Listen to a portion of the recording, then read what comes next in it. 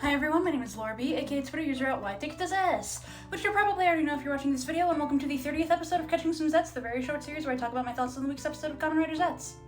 So this episode was for me. They did all of that for me specifically. Thank you, Takahashi. Yeah, you were a real one.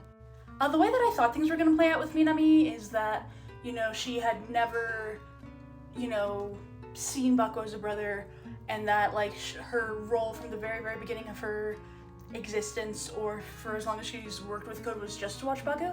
So I very much liked the subversion that she and Baku were raised as siblings, and that she's the biological child of the Yorozu parents, and after they died, she's the one who was recruited to Code for that reason, but they still have that whole history of being siblings. I really liked that, and as a result, the ending and Baku using the order caps them to set things the way they were because that's his sister, even if they're not blood related. That was fire.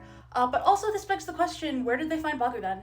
Because if those weren't his parents, then how did he spawn? And another thing that I was really looking forward to that we finally got this week is Fujimi and Nox talking. I have been waiting for this for so fucking long.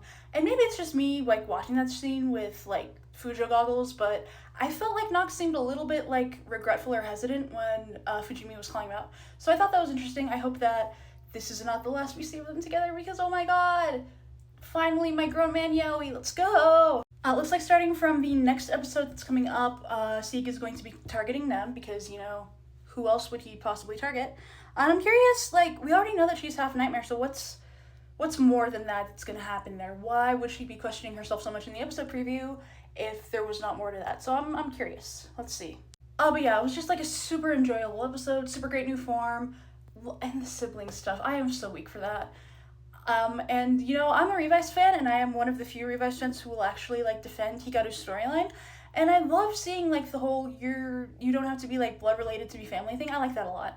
And now that we're 30 episodes in, now that we have about 20 weeks to go, I really do wonder how Takahashi is going to wrap this up in a satisfying way. And I really wonder what the next 30 or so episodes have in store for us. And that is all for me this time, baby.